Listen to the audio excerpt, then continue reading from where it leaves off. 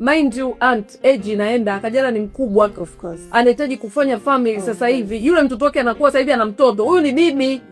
Bana, kutoka kwenye A-list ambao of course sasa hivi imekuwa ni moja kati ya kipindi ambacho watu wengi wamekuwa wakikifuatilia sana, na hii ni kwa sababu wako mastaa ambao watu wengi wamekuwa wakitamani kuwa kama wao, hasa kwa upande wa mabinti.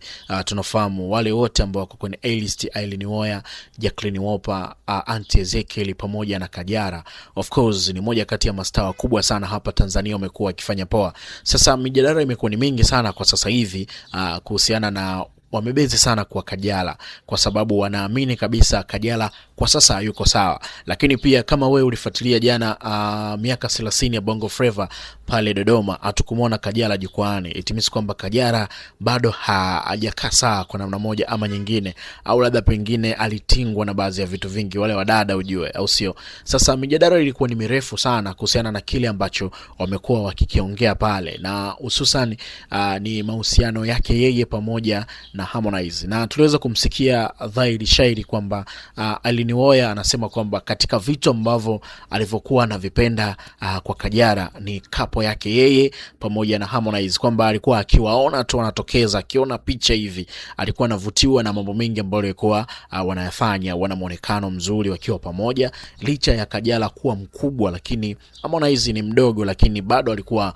wakipendezana kwa namna moja ama nyingine. So ni kitu ambacho Aileen Uwoya alikuwa anakipenda sana, na atamani kuona penzi la Kajala pamoja na Harmonize likiwa linavunjika, kwa sababu anajua kabisa Harmonize anajua namna gani ya kumdrive na kuwa pamoja. Licha ya misaada mingi ambayo Kajala pia alitusimulia kuhusiana na msaada wa baba yake kusaidiwa na Harmonize, so niamini kwamba anatamani kuwa naye kwenye mahusiano pia, na ndio maana hata comeback ya Harmonize ilivyorudi baada tu ya kuachana na kurudi pamoja, alitamani kumuoa, ila katika kuelekea kwenye michakato ya ndoa ndo mambo yakatokea hapo ya kuhusiana na kusaliti na vitu kama hivyo.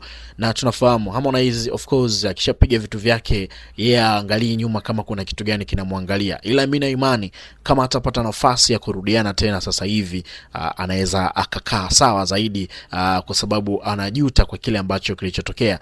Hata kwa Aileen Uwoya pia kwa maana ya Auntie Ezekiel pamoja na Jacqueline Wolper, nao pia wamekuwa wakitamani sana kuona hili jambo likikaa sawa, kwa sababu hawapendi kumuona rafiki yao akiwa anaendelea kuumia, na sura yake inaonyesha zaidi kabisa anampenda sana Harmonize, na Harmonize anamuangusha tu kwa sababu amrespect Kajala. Ndio kitu ambacho kimekuwa watu wengi kina wakela.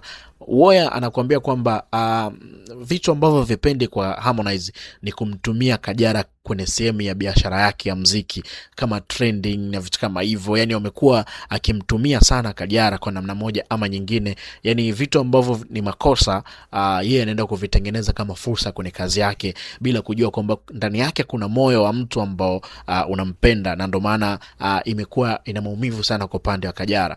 Lakini pia amemshauri kama anaona hawezi kuingia kwenye mahusiano na Harmonize, basi achane naye, akubali kuachana na kila kitu, mambo yakae sawa. Lakini kama anahitaji